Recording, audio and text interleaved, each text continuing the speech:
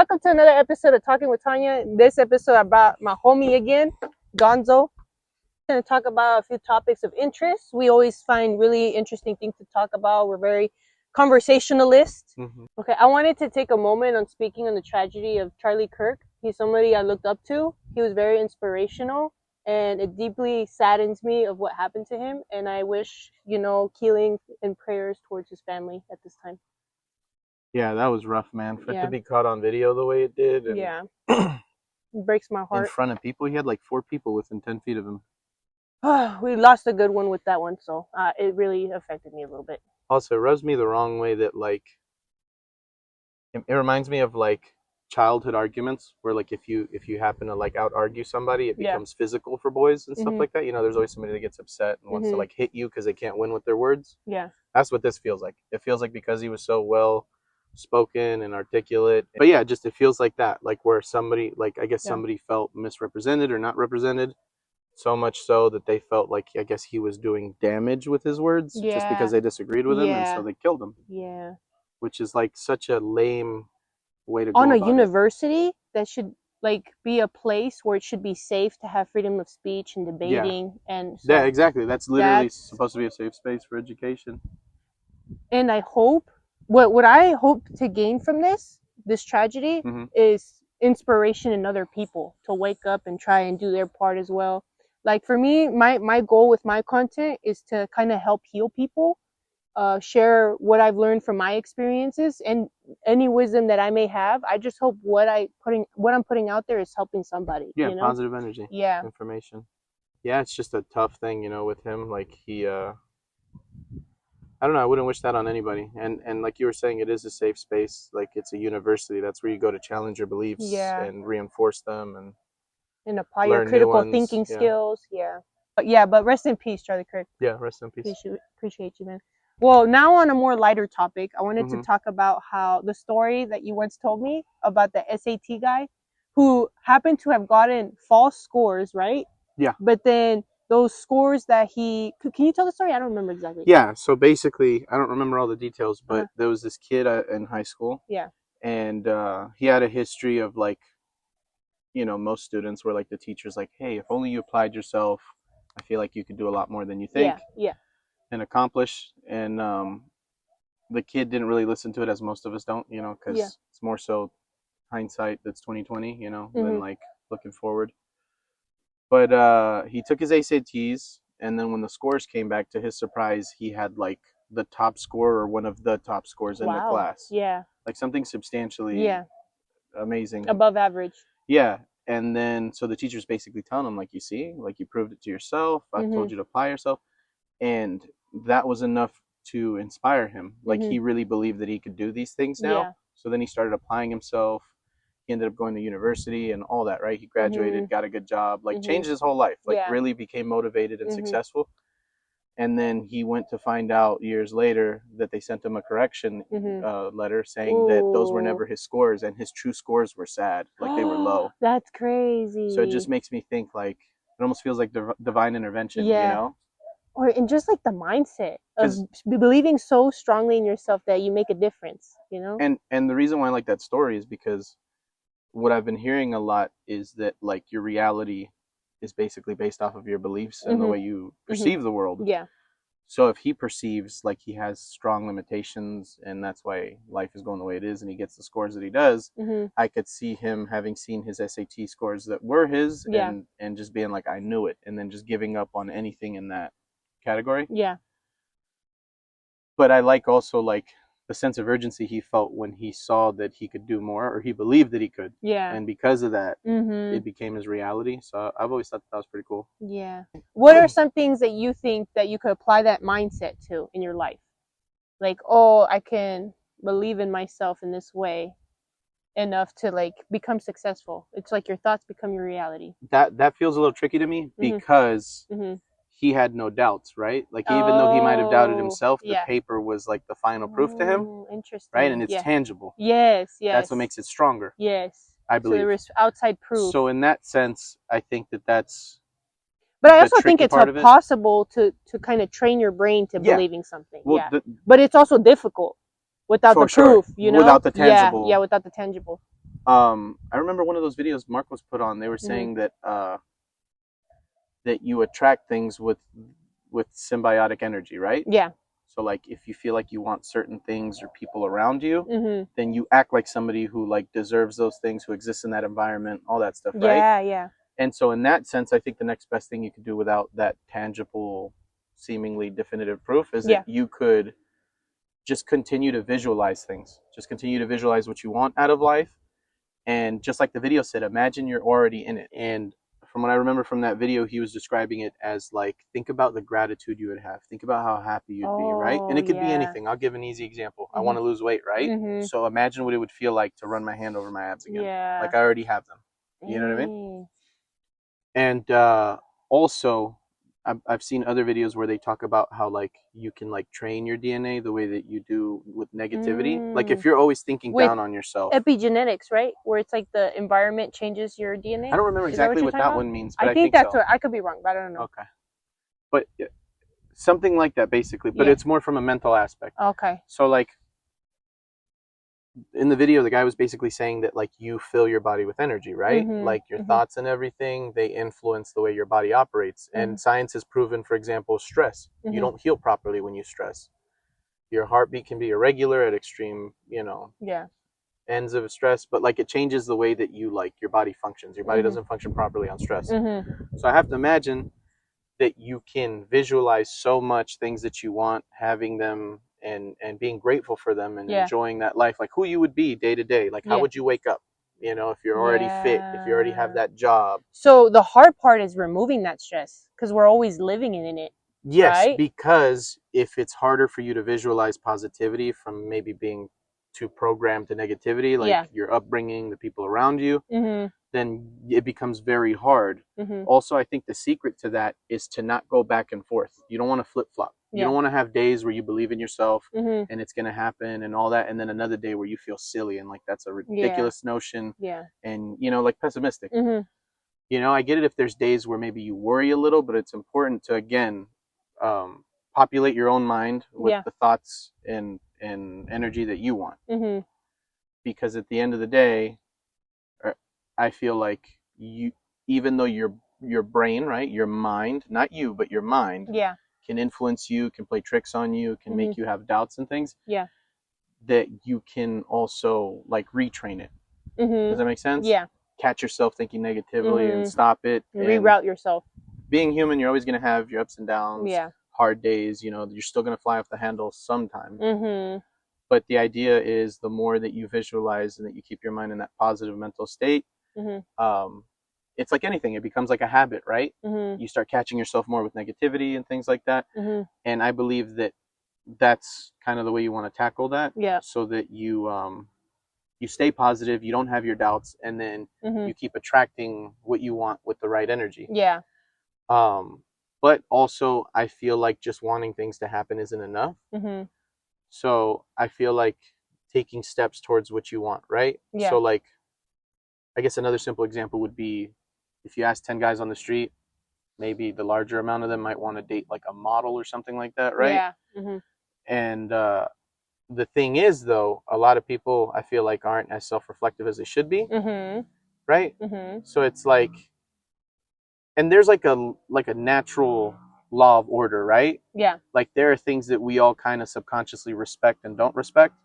So in that sense, like on a societal level, even just human nature, deeper than that. Okay. So I'm just saying, like, and I don't say this to attack anybody, but just imagine whatever your dysfunctional member of society looks like, whether it be somebody that's overweight or plays Dungeons and Dragons all the time and doesn't, like, I'm not attacking any particular group, but whatever that version of that person is to you that's like dysfunctional. Yeah. If that person just wished that they had all this money, cars, and women and all these things, you'd be like, I feel like most people would initially think like, well, what do you bring to the table? Yeah. Like, why should you have that, right? Because right now you're just servicing yourself. It's like it's coming from like a selfish point of view. Yeah. And so I feel like it'd be best if more people think about like being worthy of things. And that's not to say that people don't have value and like people aren't worth things, but it's just to say like, like just to think about it from that angle, like who has those things, right? Like you could think about like a successful person, right? Maybe Yeah. he's surrounded with women and cars and money and all that, Mm-hmm. but what does he do? Does he work out 4 days a week? Does he eat clean? Does he have a job that he worked for years? Yeah. Like there's all this effort that he's putting into having those things. Mm-hmm. He doesn't just want them. Yeah. Or you could look at it from the other way. He does want them. That's why he makes them happen. Yeah. And other people are stuck okay. on would be nice. Mm-hmm. That's what I feel like is the difference. Yeah. It would be nice to be in great shape, but not everybody wants it because you got to put in the forth the effort into. I truly believe that you make things happen that you want to happen. How do you start that mentality though? It took me. Do you think everybody has it? The will to make a difference in their lives? Yes, but the same way that there are people more likely to commit acts of violence or things like that. There are more people likely to change their ways, huh? Yes, but also it's harder for some people. Okay. Is what I'm getting at. You know what I mean? Interesting. And that's where you got to go case by case and see what they respond to. But I believe that there's a light in everybody, no matter how dark in their life might have, changed their perspective.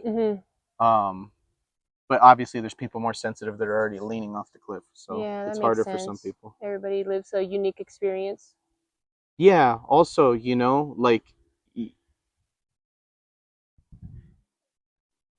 you gotta contemplate what people's bases were like. You know what I mean? Like my base, there were things that were missing, right? Like I grew up without my dad, but my mom was able to provide, based off of her upbringing, a strong masculine energy, but also the tenderness of a mother. And I was fortunate enough to grow up with my uncles, so they kind of provided more masculine energy.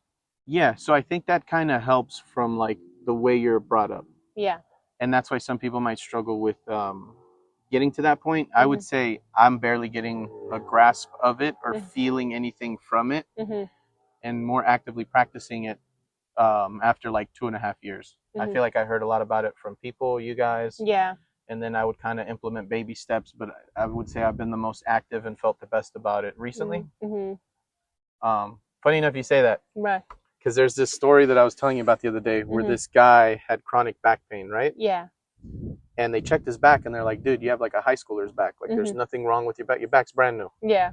And so he's like, well, I feel it, I feel pain, I feel compressed and all this other stuff. So he ends up looking into all kinds of medicine, ends up going into like therapy. Yeah. Because, he was just at this point, try anything. And he was able to work through some traumas and some stress, and the compression milestones that he reached in it had physical symptoms.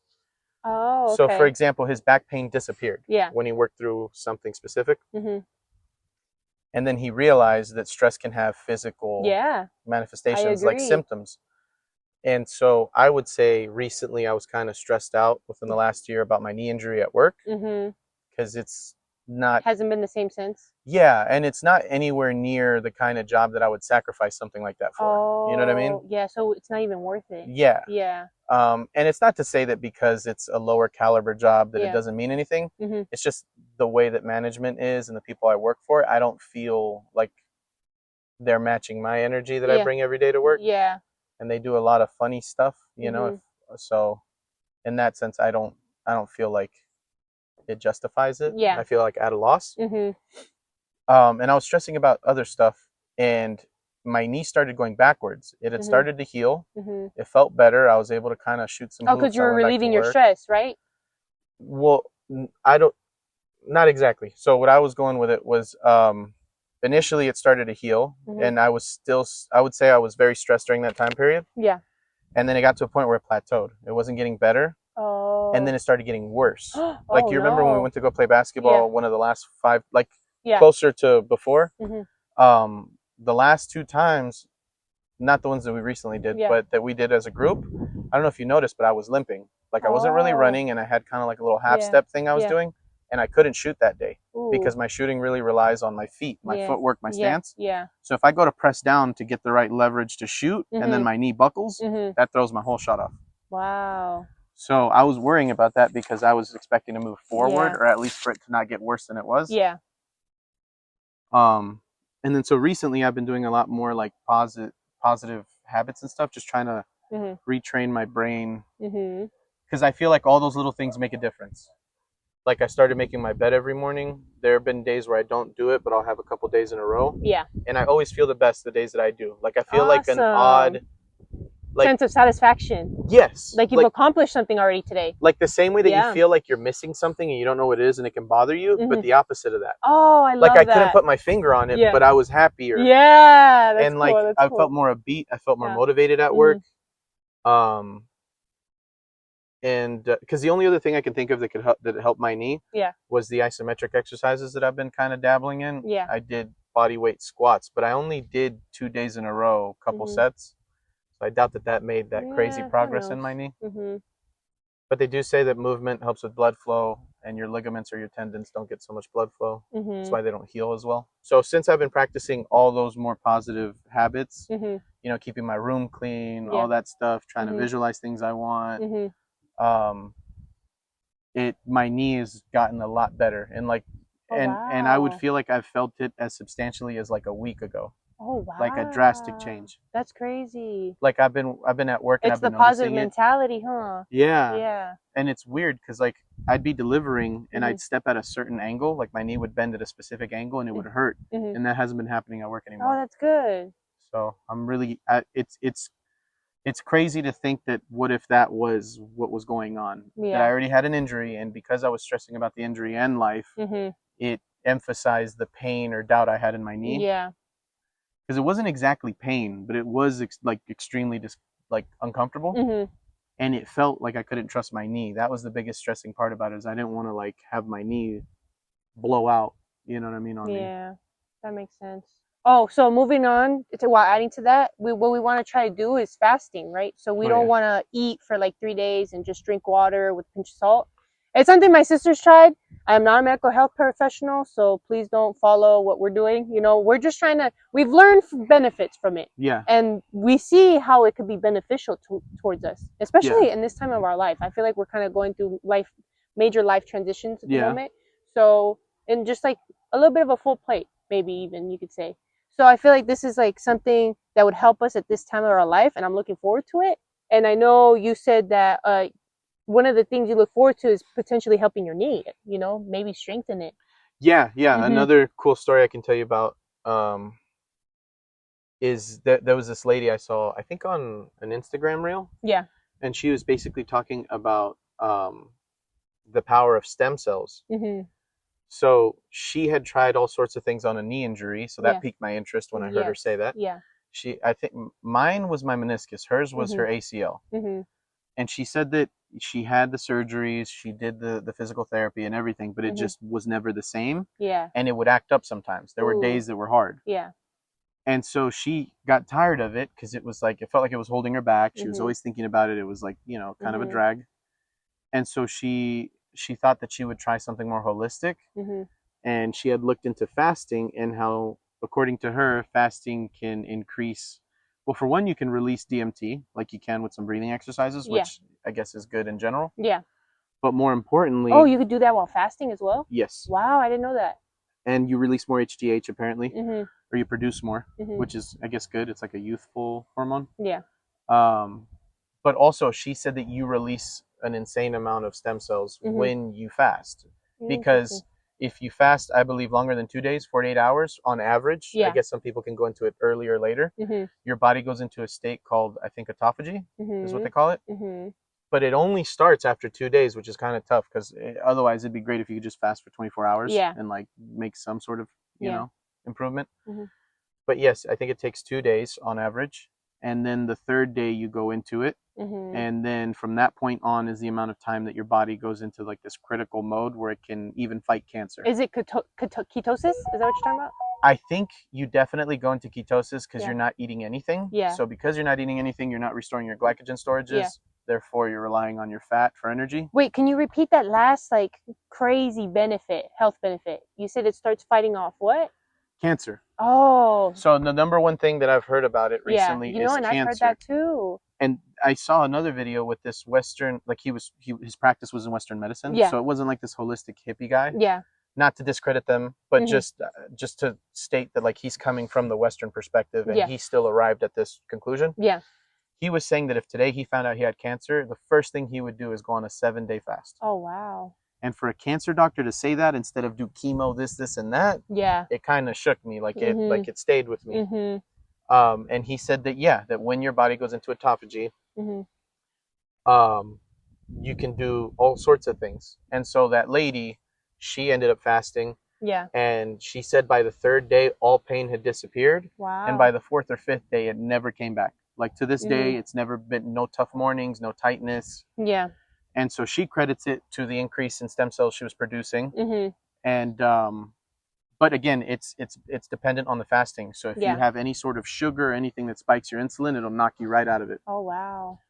So yeah, because it helps with insulin sensitivity. That right? too. You become more responsive to it because you're not spiking it all the time. Yeah. The way you become unresponsive to it is to have multiple insulin spikes. That's why I think the people that are more likely to have that kind of diabetes is from eating habits, because I've seen people that love to eat sugar at multiple points in the day, and that's not good for your body to keep spiking your insulin. Yeah, that's right. That's why most people don't recommend eating throughout the day. You have your core meals and sometimes maybe your snacks, right, depending on the meal plan. But yeah, people that snack a lot and frequently. Yeah, because even snacks can cause spikes, huh? Well, yeah, anything that has a sugar or carbohydrate spikes your insulin.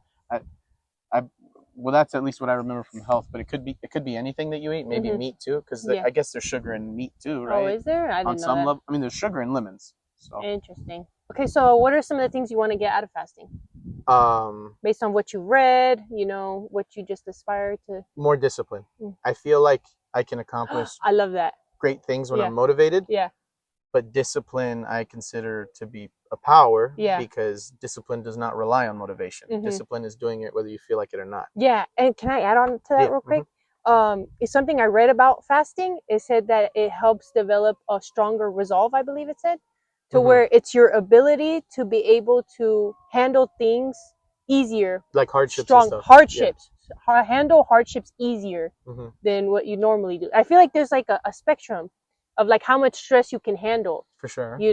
And sometimes it can get overwhelming, but if it's like something crazy, maybe like a death in the family, you're losing your house, just crazy. That's where your resolve really your resolve, that's when it comes in. What are you going to do about it? You're going to let it defeat what you. kind of mindset are you going to be in when stuff like that happens to you? And this mindset is a powerful thing. I've heard all kinds of stories of people losing stuff, starting from the bottom and making something of themselves. So mindset plays a powerful thing, and that's something I look forward to when fasting, because I know there's going to be times where it's difficult. We're going to want to eat. Yeah. I know I make good food, and I'm going to be dreaming about it. Yeah. So that's something I look forward to, is like just pushing myself through that and telling myself this is for the better, Yeah, I think that those are two aspects of like the same increase in willpower, like discipline and resolve. Yeah. So I want to tag on into that too. I want that out of it. Yeah, just like you said, being able to deal with the hardship of not eating for 3 days, because I feel like we're addicted to food the way that we're addicted to any other sort of vice and stuff, especially in the States. I agree with that. I definitely want to get more discipline and resolve out of it, but also I want to see what it feels like to be in the state of autophagy. I'm also excited to see what it does for my knee, because ever since I've had a better mood, mindset, and perspective, my knee has already felt like a substantial percentage better. Wow. So I wonder if most of it was mental, and whatever's left physically can resolve itself when I get my spike in stem cells and stuff like that from fasting. Yeah. And then I think another thing I wanted to bring up is I feel like it's a spiritual thing. I'm a very spiritual person. So I think it's going to help with introspection. It's going to help me sit with what I'm going through, the challenges I'm facing. So I think it's going to help me make me a little more introspective, see my challenges for what they are. And I don't know, sometimes I feel like there's times where I feel like I see the whole picture, and then like I have a missing piece that like I didn't, and like, oh, okay. Or like, I can adapt to a new situation. Sometimes you feel like you have no answers, and then all of a sudden there's something that you didn't even think about could be the answer. Yeah. So I just really appreciate moments of introspection and, time to myself to be able to. I could definitely see that being like a natural aspect of it, right? Because everything influences the way you think and stuff. So I could imagine with contemplating how hard it is, trying to take your mind off of that, trying to be motivated, that your mind would naturally start thinking of other things that you can improve on, or putting things into perspective. Yeah, for sure. Because I Mhm. remember I had this not so great experience Mhm. where I lost a bet and I was only supposed to eat cup of noodle for a month. Oh, you Or told no, me not about a month. It this. was 3 months. Yeah. Oh And I wow. made it to 2.5. Mhm. But I remember feeling like I was starving, and you think about everything so differently. Wow. Like I remember being so hungry. Uh, I went to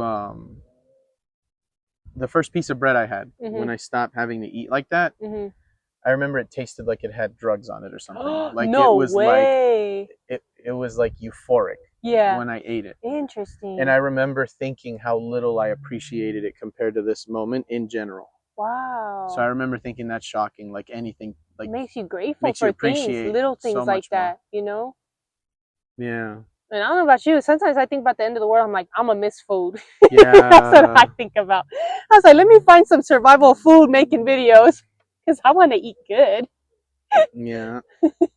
Um, it's funny you say that. It Yeah. makes me think of like the Walking Dead kind of setting where Yeah. like everybody's like just getting by, they're starving, people are lean.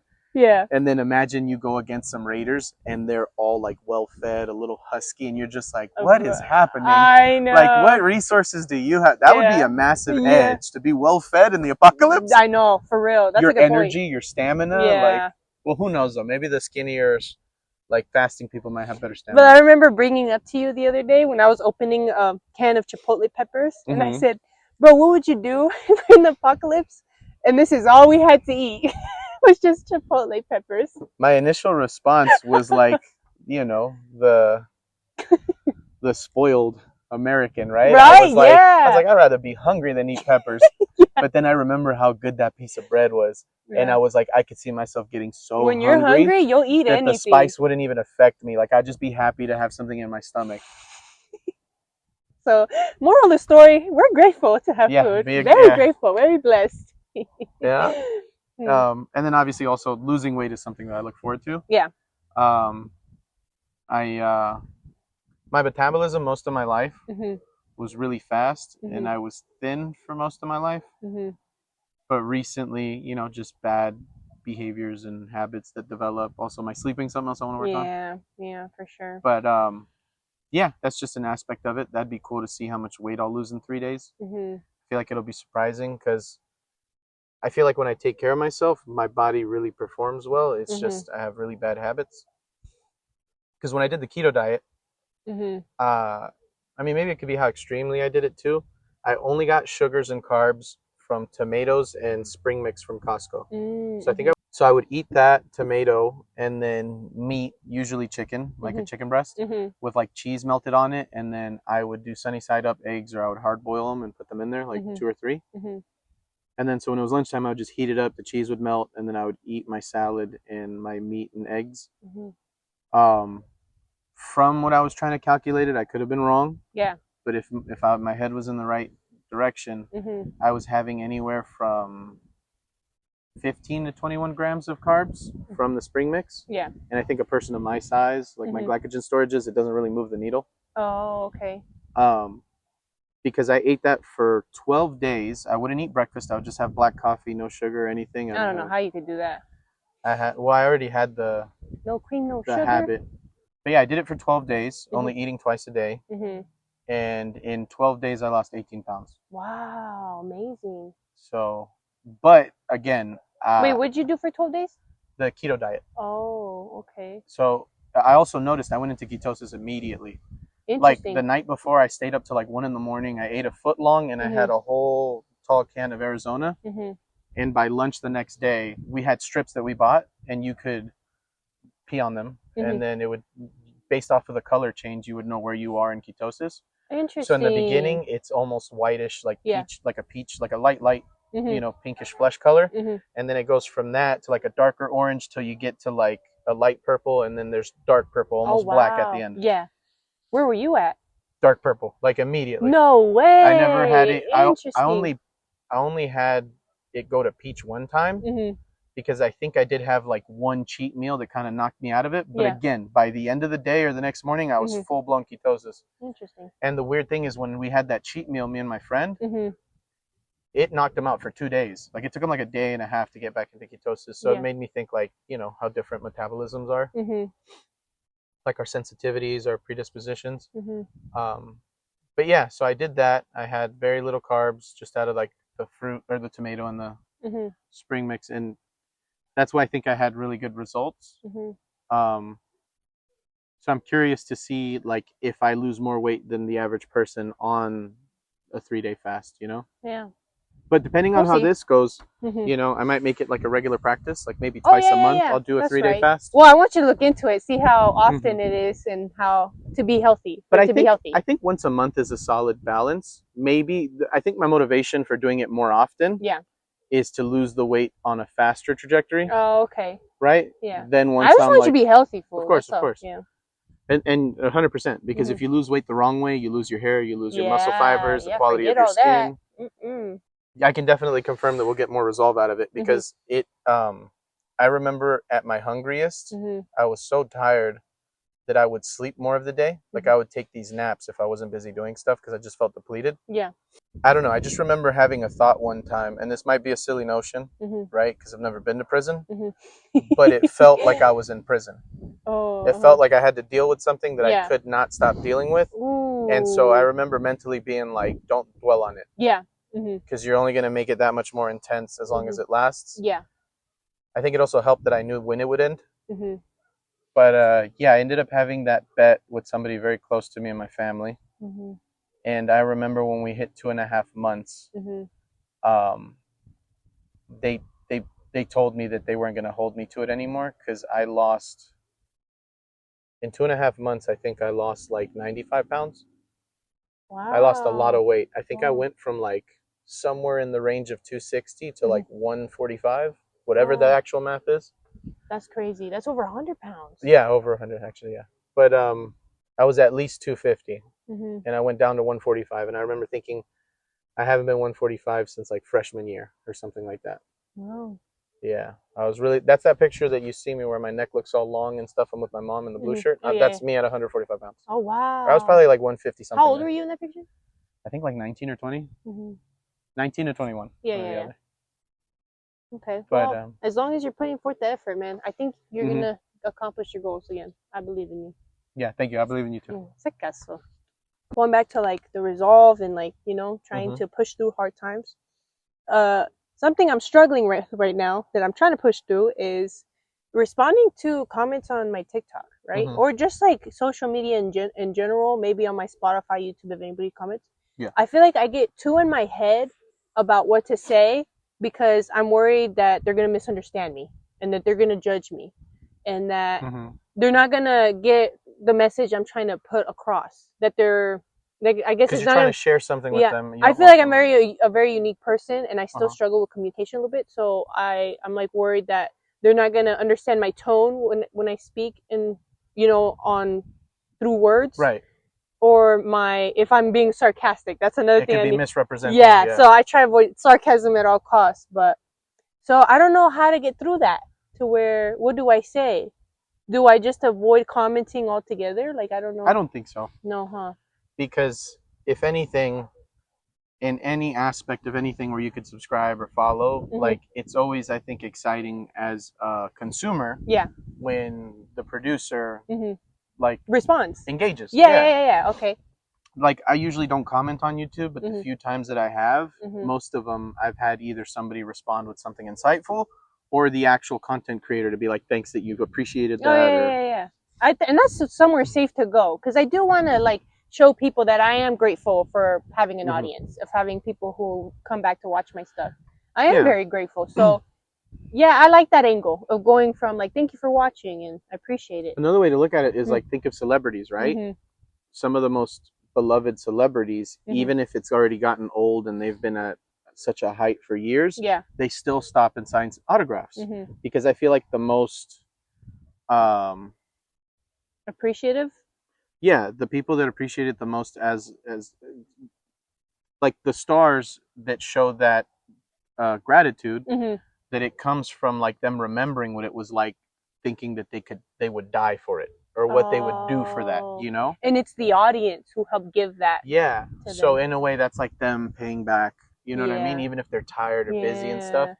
So I really appreciate that effort on their behalf because again, you never know how you could influence somebody. You know, that's true. Maybe him being nice to some kid will make that kid admire him more and maybe do better in his life in ways that he directly sees from him, whether it be fitness or applying himself academically, or going into the arts if that's what he wants. If he enjoys like maybe making it too, not just enjoying it, consuming it.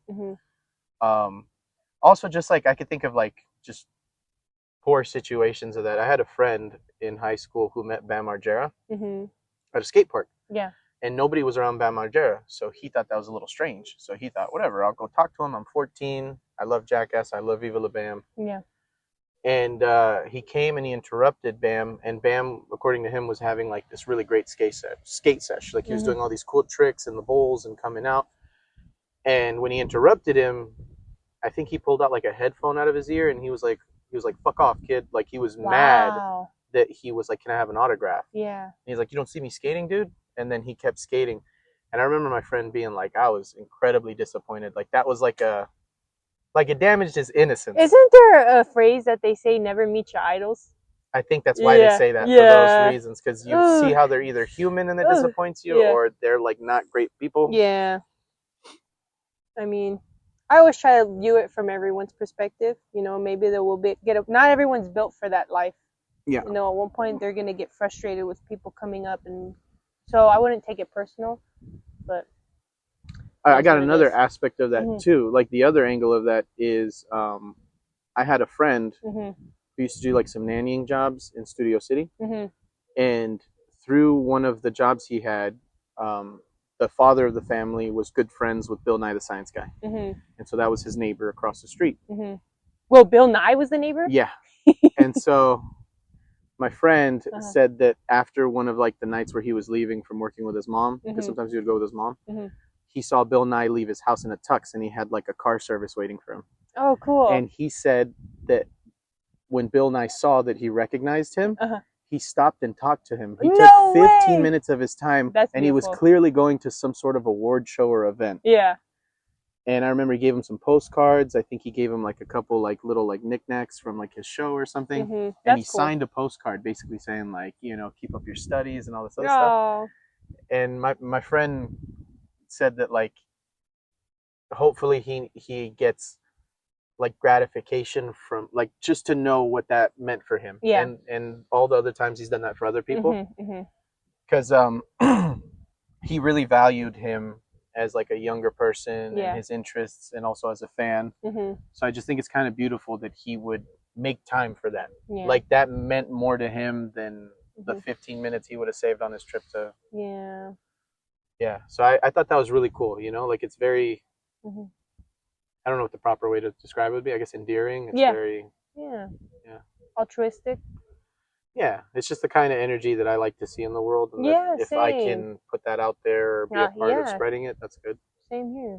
Okay, so then another thing that I face sometimes in my like this journey through podcasting and trying to put myself out there is so I feel like in order to be successful in something like social media, content creation, influencer, podcasting, whatever, in order to be successful in that, you have to be disciplined, right?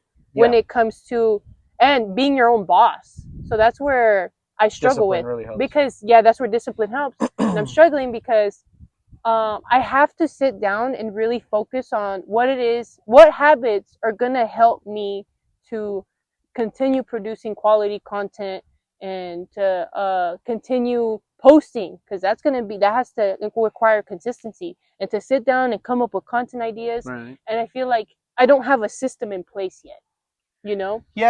That makes sense. I don't have the habits that need to be consistent because I don't have a system. So I need to work on building a system first. And so where I'm struggling with right now is that I love hanging around with my brothers, my friends, and the people pleasing in me comes in, where I just want to hang out and, you know, have a good time. But this is where being your own boss needs to come out into play and be like, okay, I need to set this boundary. I need to set time for myself so I can progress in, you know, the goals that I want to accomplish. So I'm struggling with that a little bit right now. I was actually going to move to my dad's other house. You know, it's a little more remote out there in the middle of nowhere. And I feel like there's not really much opportunity. And I was going to go because that would be the first time in my life that I ever just worry about me, myself, and I. Yeah. I've never had that before where I just worry about feeding myself. Yeah. And saving money just for myself and just focusing on myself. Like I find that a little mind blowing. So in that sense, I wanted to do it. I wanted to go to my dad's other house to kind of give myself that opportunity. Yeah. But then now another job popped up around here at the very last second. Once I tell everybody right there I'm leaving, you've like made up your mind. Yeah, and they're like, I can't find work. I know, and I'm like, oh, the universe was waiting for me to be ready to take this opportunity. But so another job popped up, and now I'm okay. I think I'm gonna stay, right?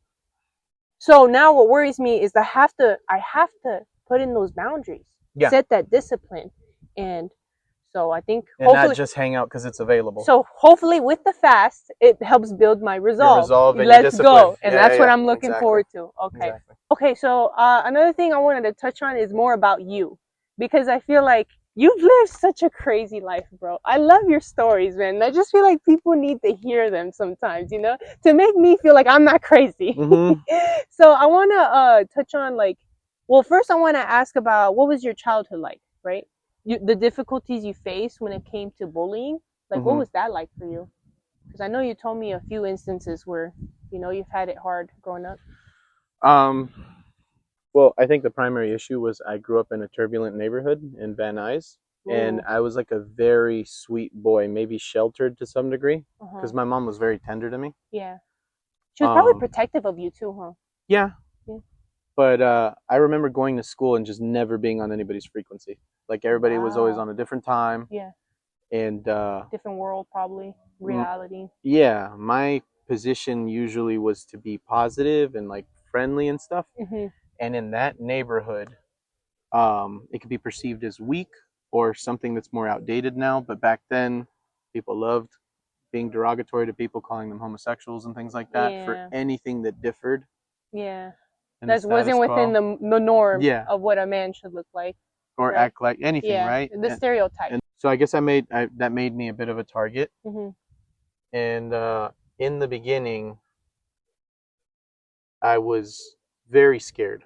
I remember I didn't always know exactly what I was scared of. I think just the conflict in general, the fact that somebody would mentally get to a point where they'd want to put their hands on you, I think that's probably what scared me the most. Yeah. Because looking back, I had physical instances, like violent encounters. And looking with hindsight, there wasn't any real reason to be scared. Like I've been snuck before. Like I've had somebody walk by me slowly and then just crack me in the face when they got to me. And I remember that person put everything into it. And I don't know if God was protecting me or what, but I ate it. So looking back, things like that, I don't think I was necessarily worried about being hurt, but I did still have that fear of physical confrontations. Yeah, so I ended up getting bullied and just weird stuff. One of my clearest memories that really bothers me was I was wearing the Superman outfit for a Halloween thing at school. And I remember it was a hand-me-down, and it was actually from my older cousin. It was a Supergirl outfit. And I remember I was begging my mom not to make me wear it. And she made some altercations to it with her sewing machine and was like, just take it to school. Nobody will be able to tell. Yeah. And sure enough, somebody could tell, or they just looked different and they made fun of me. Wow. And I remember I got really shy and I just kind of was looking at the ground. And the kid walked up like it wasn't enough to humiliate me. And he gave me a purple nurple. What? And I remember just standing there and just like taking it, but also like losing my mind, like in my head, just being like, is this happening? Yeah. So I was kind of like that in the beginning. I would just kind of like sit there and take it. It must have been quite the experience when I first hit somebody back, because I don't remember it. I don't remember the first time I fought back. When you finally stood up for yourself? Yeah. Wow. But I do remember that there was a time where like one day I figured out I could hit people back. Also, I think it kind of helped that I was taller or a little bigger than most of the people. Funny enough, I used to get bullied by people that were smaller than me, which is crazy. Yeah, that's interesting. Like if you looked at those two kids, you'd be like, that kid doesn't want problems with him, but yet he was like ruining, you know what I mean, my experience. How did you feel every time you finally hit people back though, afterwards? It never felt good. Yeah. Especially because I was younger, I would cry every time. Wow. Because I also had really bad luck. Like if I did finally decide to strike somebody, I'd end up like splitting their lip or like knocking a tooth out. Like it was always something serious. Yeah. So I never, maybe you were meant to learn. I could never enjoy it as a victory because in my eyes, it was never worth it. Like I almost felt like I should have just taken it, then knocked out that person's tooth or whatever, you know? Yeah. So I would cry a lot about fights and stuff, but I still got into a lot of fights for a bit. And it was rough because my mom lost some jobs from having to come out of work to pick me up a lot. No way. I remember one of my worst memories of being in trouble was I was standing at the front of the school waiting for my mom to come pick me up. And there were some other kids waiting there. And the principal spoke to my mom in front of the school and basically told her, like, you got to come pick your kid up. Like, don't bring him back for like 2 days or something like that. I was, or no, actually, I was just getting sent home that day. That was it. And then I remember this kid was standing next to me. And because of all of that crap I went through at the other school, I remember being like in a state of survival and having certain sensitivities. And so when he said, "Is that your mom?" I expected that to be like a shot. Like the next thing that came out of his mouth wasn't going to be good. And so the moment he went, "Is that your mom?" I just popped him in his mouth. And then I got suspended on the spot. Wow. Yeah. And I remember my mom, like I just remember really disappointing her. Yeah. I remember her being like, not even knowing what to do, probably. And I felt really uncomfortable because I wasn't used to the notion of disappointment. Like I thought people just get mad or they don't. So this was like a whole new experience for me. Like I remember being like, I wish she was mad. Like I remember thinking I'd rather her be mad than disappointed. Yeah. But yeah, just looking back, it's just such a bad mindset to be in, you know? They're always expecting people to wrong you. So you finally got to a point where you got like bigger than everybody, taller, so stronger even. So how do you approach like bullying now? Or maybe if someone wants an altercation with you? Well, I would say just to wrap up the end of that, Yeah. There was like a period of time where I was a lot more physical with people, even a time where I might consider myself a bit of a bully. Yeah. So I kind of worked through that stage, and then I calmed down for a while. I think another thing that really helped was at the time I got put into counseling for my temper, and so I would, because it got really bad. Like, do you think that helped, the counseling? Absolutely. Oh wow! I'll give you an extreme example. I don't black out anymore. I used to get so angry at that time that I'd black out. Sometimes I would just come to and I had hurt somebody and I was in trouble. No way! It happened to me a number of times. That's crazy. Yeah, like I would just... It was a blind rage. Yeah, like when I came to, I was crying and I was usually holding on to somebody and I had a teacher yelling at me. And that's interesting. I haven't blacked out in adulthood ever. I think the last time I blacked out was grade school. So that was good. I started seeing a counselor. This really great, wise old man. Very patient, very tender man. It's like people that we need to be our counselors. Yeah. And he was really gifted with children because early on he realized that like drawing and stuff was therapeutic and an interest to me. So he would always, like if we got stuck in a conversation or something, he'd be like, "That's okay. We can just take a moment from this." Because if I ever got like heated or angry about something or triggered, overwhelmed, he would be like, "What have you been thinking about lately? Have you had any interesting dreams?" Or he'd be like, "What are you drawing?" And I'd tell him, "Oh, I saw this on TV," or "This is what I think." So I definitely felt like there was a safe space with him, which kind of helped restructure everything and like get me out of like that physically negative, mental space. And then so it kind of really pacified me. Like if you talk to anybody from my childhood, they'll tell you I'm completely different now. Like I used to have way higher energy levels. Then I had that period of time where I struggled with anger and bullying and all that. But as an adult, or even just older past that, like I said, I've never really had a malicious streak as far as like enjoying hurting people. So it was never my first inclination, just that in that specific time period, I was very sensitive and I had just come from like, more extreme notions of violence. Yeah, that makes sense. Like at my school, a kid got beat up because he was showing off that he had a blue ice dragon or whatever from Yu-Gi-Oh! That's crazy. So he was like, "Look, I got the card or whatever in the card pack," and he got beat. And then they took it from him. And nobody helped him. We all just watched. It was crazy. Some bigger kid just beat him up, and I think we were like, I don't want to be next. They took his card. So, yeah. Damn. So it was that kind of a neighborhood. Like, you couldn't even really win too often because people would knock you down. It just makes you realize, like, you don't realize people live some crazy lives sometimes. sometimes, you know? Yeah. I've never seen bullying like that level at my school. So that like blows my I almost mind. got put in a trash can in high school. Really? Yeah. If it wasn't for my friend Marcos, who was a senior, I remember these two white kids picked me up, and they were a lot bigger than me. And they were gonna put me in the trash can, and I remember I saw Marcos at the line at the cafeteria. Yeah. And I remember being like, Marcos, and then he ran over, and he had status in school. Yeah. And I remember they were like, you know him? And he said, yeah. And that's all it took. They put me down. They didn't say anything else. I think they said sorry, and they left. What? That's crazy. Yeah. But I just remember him being like, yeah, I know him. And then they were like, okay. And they were like, my bad. Sorry, big fella. Yeah. So I have kind of like I guess you could say like a more victorious moment that I felt from bullying. Oh, that's right. I remember in middle school there was this kid, again, substantially shorter than me. I don't understand what my when he problem bullied is. you? Yes. I was like a head taller than him. And I remember he always wanted to go body with me. I think he sensed that I was scared of it and whatever, and so he was trying to like make a target of me. Yeah. Because I promise you, if I had a different energy, he wouldn't have challenged me. Yeah. And I remember he always wanted to go body, and I would always fold. I would always be like, no. He was probably trying to prove himself because you were bigger. Maybe. Yeah. And I remember I was always scared of him in that sense, like I would avoid him and things like that. And then I ended up going to Opportunities for Learning to finish high school. Yeah. Because I had some trouble resurface again. I got kicked out of high school. But I remember I was going there towards the end of my time there, and him and another friend from high school had been enrolled. Yeah. And I remember we were outside smoking one day or something like that, and he walked by, and I remember when we made eye contact, I could see it in his face. Just him being like, oh, fuck.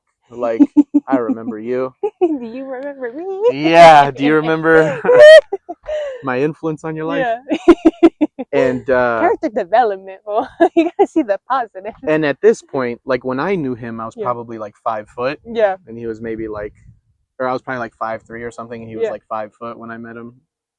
Or no, he was, I don't know. Yeah. I don't know, whatever height I was. But at this point when I met him, I was 6 foot, and I was a lot taller than him. Wow. And he had stayed the same size. I don't know if it was that, like the sympathy of it, or a combination of just like not wanting to spread turmoil. But I just remember thinking, like, I don't have to say anything. Yeah. I don't have to press him. I don't have to try to humiliate him. For what? What I do you just gain remember from thinking it? I'm not going to feel any better about it. Yeah. And also, he came at me completely positive. I don't know if it was the threat of violence, right? That he just. But you assumed. could at least respect that, huh? Yeah, because like, I don't know. Like I said, I'm more inclined to go the positive route. Like, I wish we would all just get along and shit. Yeah. But I just remember being like, man, this could have been the scene in that movie where I was like, remember me? And then I throw him in a trash can or something. Yeah. Because it was, the size difference was almost like child to adult. Like, he really didn't grow since the 7th grade. That's crazy. But I just remember feeling bad for him. I didn't feel like now's the time to strike. I'm going to make you my bitch or anything like that. I just remember being like, fuck, that's tough. And then we kind of became little buddies for a bit. I remember we would like go around the town and stuff. He would tell me things, and that's good. So it has a happy ending. Yeah, but it was kind of like a humbling experience, you know, because I feel like some people might feel mad that maybe I didn't have my opportunity to be like physical with him. Yeah, I think you did a good job, man. But it just felt wrong. And as cliche as things can be, as enticing as things can be, right? Pitfalls and all that for people to like follow in these patterns. I just felt maybe like it was more fulfilling at the time, or more insightful to not go that way. Does that make sense? To take it feel with good grace. Inside, yeah. Also, another thing that I feel like life has taught me is, over time, is that I've been very lucky with the times that I've failed myself and others and done things that I don't want to represent me. Yeah. So I feel like if I've gotten lucky that it didn't end with major consequences or lifelong repercussions. No, what do they call it? Reputation. Oh, reputation. So the fact that I feel like I've been lucky and that I haven't had to pay for all of my transgressions, also I think made it easier for me to be like, this is his past too. You know what I mean? Oh, interesting. Like you don't like, Don't hold it against you him, get because you lucky. wouldn't want someone holding it against you. Right. And like Interesting. going back to like maybe like even like the Bible, right? Mm-hmm. It says the only thing that can really screw you out of salvation and stuff is not forgiving others, because Mm-hmm. like God can't forgive you, I think, if you don't forgive others, right? Yeah. Or something like that. Mm-hmm. Or like it holds you back. So yeah, it just felt like the right thing to do, to just forgive them and be like, that actually kids. And... that reminds me of a comment I got recently on my TikTok, actually. Mm-hmm. But I was making a video of saying like, oh, I don't care if I'm cringe in my content. Mm-hmm. You know, I'm just being my authentic self, and if that equals being cringe, so be it. I don't care. And that's what I am. Yeah, then that's what I am. But there was a comment that said, well, why can't everybody just like accept everybody? Why do we have to label things, right?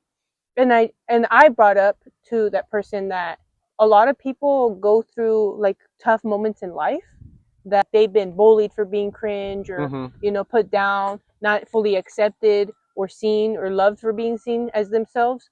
So what they do is project that onto other people. And if they see someone who successfully is being cringe, authentic, or whatever, and being loved by people, it triggers them, because they think, why can't I have that?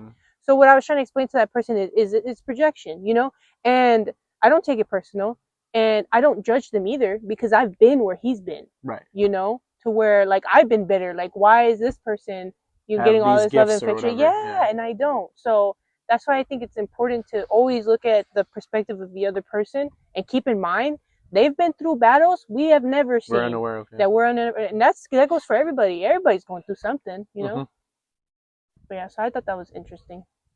It's funny you say that everybody's going through something. I saw a meme, and normally, like when you see a meme about like everybody going through something, they say like, be kind to people, because you don't know what they're going through. Yeah. But I saw the opposite meme where the guy was like, mess with them, give them 2 battles, like like give them another problem. That's funny. That's ridiculous. To wrap it up, I wanted to tie in with like being cringe and being yourself, right? Is important. It's a good thing to be your authentic self, even if it's cringe, because you want to attract the people who are going to accept all parts of you, right? Not just show what you think is the good qualities in yourself, because if that's the case, you're always performing for people, and it's draining. Yes.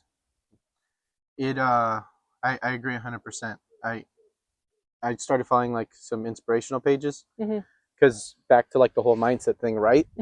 I'm the way I am in the ways that I don't want to be for a reason. Yeah. Right? Maybe I'm keeping a certain negative influence or influences in my mind.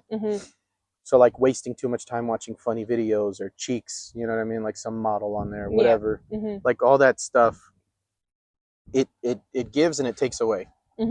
So with that in mind, I've been trying to follow more motivational like pages that like bring up life lessons or things to keep in your mind, practices to better yourself. And one of them said that. One of them was saying that, what was it you just said? So you gotta be your authentic self. Yes, your authentic self. So they were saying that if you're not your authentic self, right? If you don't show people that matter to you, that are close to you, the ugly parts with the nice parts, which could include your parents, your siblings, your best friends. Literally anybody could fill that role. Even a romantic partner. Like it's especially important then, because right, you want to be full disclosure and all that. Then they never truly love you, because they don't know who you are. They know who you show them. Yeah. And like you said, it's even more rewarding when they see all the ugly parts of you and they still choose to stick around and love you, because then they truly love you for you. Yeah. Also, another way to look at that, to not be so scared, is that you share that with people, you find your people, and then if it really is something that bothers you, then you can work on it, right? Like it's life. You want to keep growing and getting better every day. So, you can like share that and work on it. I have a minor example. Usually I'm pretty patient with people, right? Like I don't really yell at people or things like that. But I've always been, I feel like maybe because I never had a real exhaust for it after no longer being physical with people, or choosing not to yell at people. So it would come out in video games, a lot of my frustrations and my anger. So I would rage with video games when I met Kobe. Like Kobe would see me just cuss out the TV. I think he saw me break the controller one time.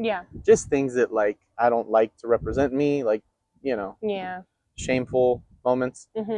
And he chose to see the good over the bad, right? And to him, like, the intimate connection we had, the interest in music, You can similar overlook interests, that. all that things, the loyalty, the he was like, I don't like that. I don't hang out with people that do that, but he's worth it. Oh, right? Interesting. So, and he mentioned it to me. Yeah. I remember one time he mentioned it to me, and he's like, "That's rough, dude. Like Yeah. that, you don't look happy." Like, and you know what? And I'm glad you brought that up, because someone who truly does love you for all that you are will want the best for you and want to make you improve. Yes, I saw that in that page too. Yeah. And so I remember he told me, he goes, yeah, I just feel like you'd be better off if you didn't do that. I was like, and you know, just basically trying to come from a good place, being like, that's not a good practice. You're gonna scare people, whatever, right? Yeah. And so I took that into consideration. I valued him a lot, so I made efforts to change. Right? So that was something ugly he knew about me. And we talked about it not that long ago, and he was like, I really appreciate all the ways you've made strides whenever I've brought something up to you. I like that. So so I thought that was cool that I was able to make a stride in that way, at least, however small of a step that might have been.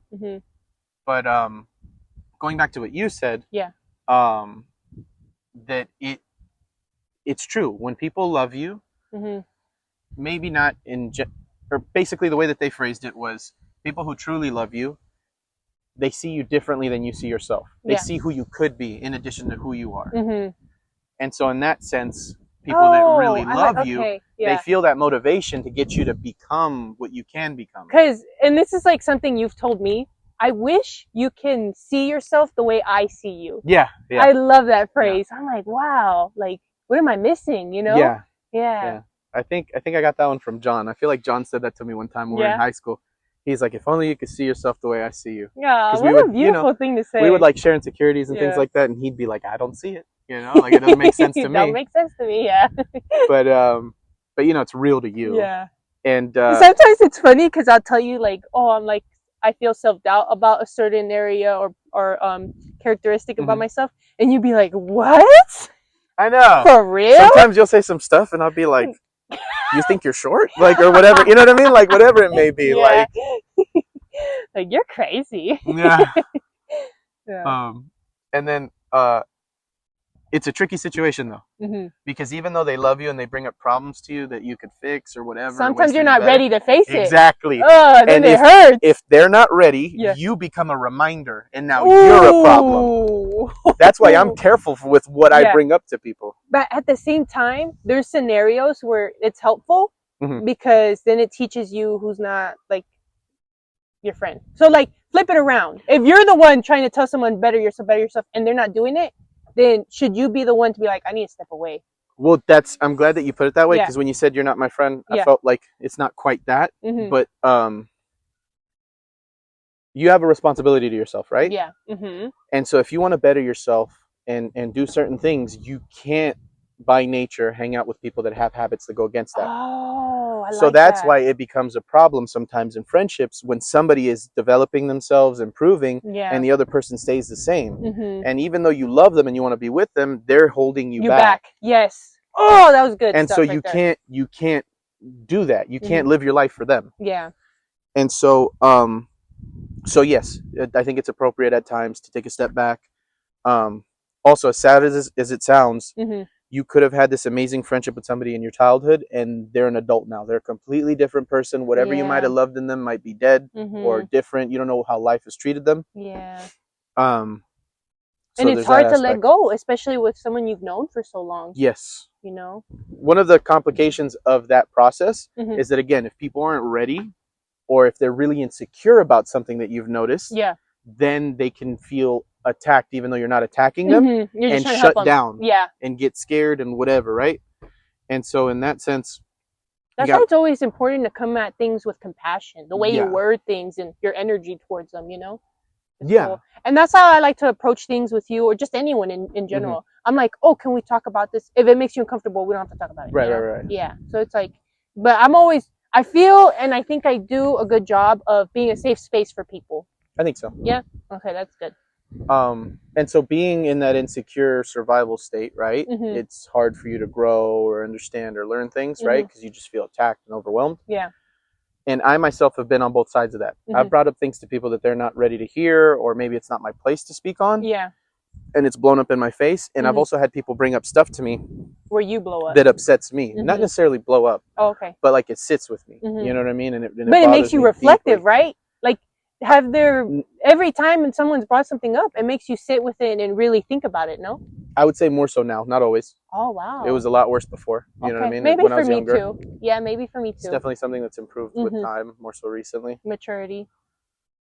But I remember thinking about it because I saw a video again on that page. And when they said that somebody truly loves you, they push you to be the best version of yourself. Yeah. It completely rephrased it for me, because me having come from negative programming and a mindset and whatever I heard growing up, you know, I took it as I'm disappointing somebody. They're finding out that I'm not worth their time. Yeah. So that's what I would get stuck on. Wow. So if somebody I really cared about brought up something to me that I was embarrassed about, that's how I would shut down. I would think, fuck, they're figuring it out. You know what I mean? So when I saw that video, it really put it into perspective to me, because if you look at it from that positive angle, you don't feel scared, attacked, or vulnerable anymore. Now you feel almost uplifted. Yes. Because that's not stopping them and they want to help you with it. Yep. And what I think people get stuck on is thinking that that's like a deal breaker. Like the fact that they know that's it. Yeah. Like they don't fuck with me. They don't. So when it put that into perspective, it warmed my heart. And I thought back to like you and John and like Jimmy and stuff, when you guys tell me some stuff that sometimes might be uncomfortable for me. Yeah. But now being able to rephrase it or you know. And you get better at receiving feedback like that. I would hope so. Yeah, I would think so. With every time, you know, I'm always open to like talking things out.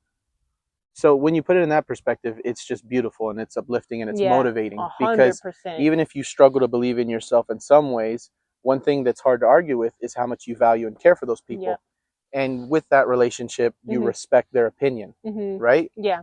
Like you love people. You don't think they're morons. And this is, I know you said this in a previous episode, but you said when you got in a fight with John and you said, he's not coming, I got to stop and think, he's not coming from a bad place. You know, this is someone who loves in the argument, I was thinking like where I see him in my mind and the range of emotions and interactions and all that, like that doesn't fit his MO. Like he's not, he's never coming from a place to make me feel that way. So something is misunderstood because that's not his primary motivation, right? So I think that helps. But the problem is sometimes trauma can be so deeply rooted that even if you know better and logically, yes, because emotions aren't logical. And if you're responding to trauma, the first thing you do is you get scared, retract, and think, don't let it happen again, even if it's not happening. So that's why it's like, you know, that's such a sensitive reaction to it. And like, it makes it hard to reason things. Yeah, it's just, it's tough, but with more time, from what I've been seeing in those videos, it gets easier, right? Yeah, I think so too. Like you don't stay as angry. I mean, I feel like we've come a long way. Yeah, I want to get to the point where I can not let heavier things ruin my day. Yeah. Because that's one of my negative habits is that like if something really bothers me, it'll just sit with me and I'll just be thinking about it all day. And ADHD does not help because I just keep running those thoughts even faster. And then you start having arguments that never even happened in your head because you think they might happen. Like you're already preparing yourself. I've been there. And then you start realizing you're over here like trying to win so hard and something that hasn't even happened and might not even happen. And you're just like, wow, I just spent 3 hours. And have you ever made a whole scenario, like be preparing yourself to confront a person? And if he says this, I'll say this. And then it turns out to be like completely different. Like, I'm sorry, man. Yeah. And you're like, cool. I spent 4 hours trying to tell you off. I'm glad that we're on the same page, you know, like. Yeah, man, it happens to the best of us.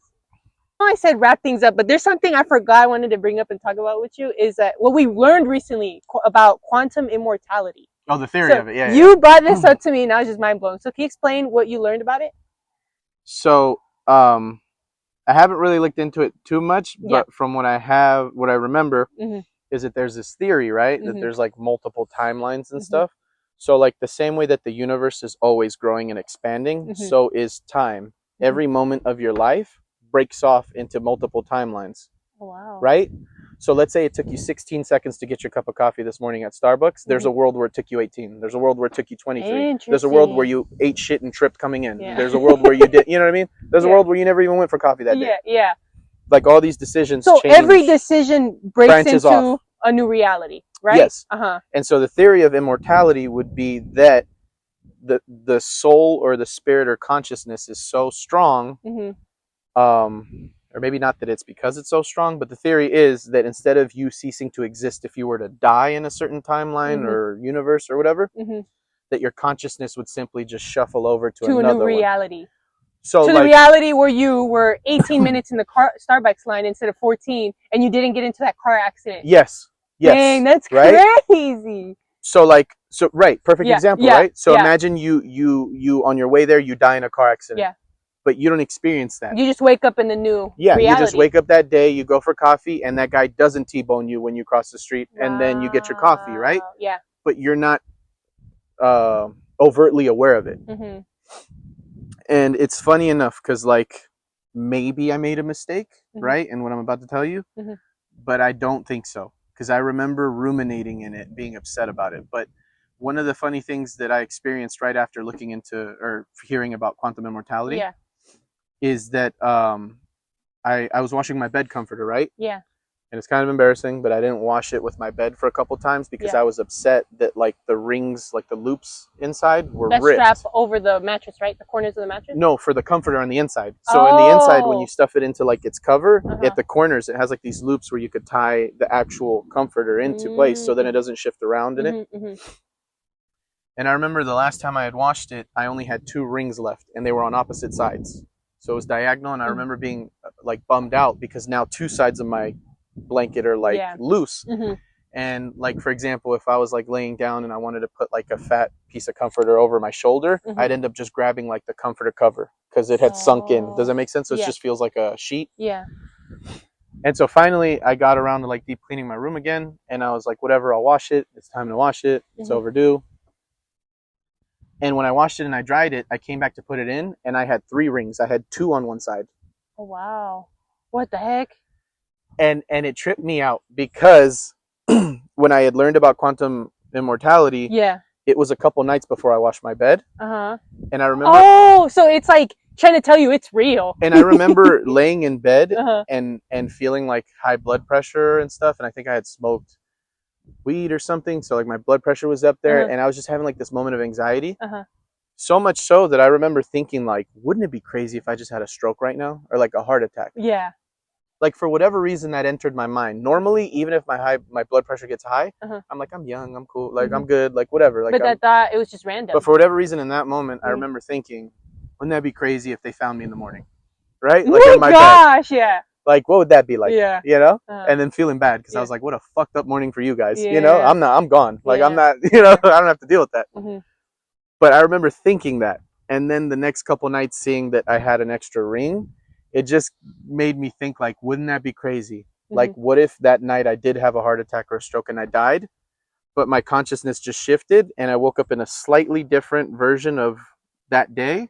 And that morning I woke up, but they're mourning me in the other one, you know? Interesting. That's crazy. And you know, it probably sounds silly and stuff like that, but I just think the coincidence of, like, how it all happened in that time frame and in that order. And also, I'm telling you, I remember so clearly having 2 rings. That's why I didn't wash it. I remember being like, I don't want to have to keep putting this thing in here and it doesn't even fit right. So I remember being mad about it for, like, a month. So, like, and they say you remember things, you have more vivid memories when there's more emotion tied to it. Right. Yeah. So I'm like, how could I have made a mistake and been upset about it for a month? You know what I mean? Like, like, it's possible, but I don't think so. That's crazy. But then, you know, and then with all the other theories, like that we're in a simulation, maybe that's an aspect of it. Maybe it's not like a spiritual multi-universes. Maybe we're in the Matrix and it's just a bunch of servers and I got put on another server. Yeah. You know, like I died in that server and now I just go to the other one. I don't know. Yeah. But with that, that's fun to think about. Yeah. And didn't it creep you out when I told you about that? About, like, how they think we're in a simulation because they were sending particles through those holes in the board. And when the camera, when they weren't looking at it, it behaved a certain way with the reader. But when the camera was on it, it followed the laws of physics. But then it didn't when it wasn't looking at it. Why? So the reason why they think that it's a simulation is because that would be the law of rendering. In a video game, the whole world doesn't exist at once. Only what your camera angle is looking at. That's why sometimes you'll be walking and in a distance you'll see something render. Yeah. What the heck? So the theory is that because it only looked when it was being observed, it only worked when it was being observed a certain way, that's what it is. It's like the law of rendering. Yeah, interesting. So in that sense, it could be that we're in a simulation, but I guess it goes, it depends on what you believe. And interesting. But I've always liked ideas like that. Yeah, I've always felt like there's some secret, and also like just thinking logically about maybe an illogical, like a not a logical thing. Be honest with yourself. Do you really think that you're just going to understand all the laws and secrets of the universe? No, of course it's going to go against everything you were shown. Yeah. I feel like, Not just that. Sometimes I feel like we're just incapable of knowing.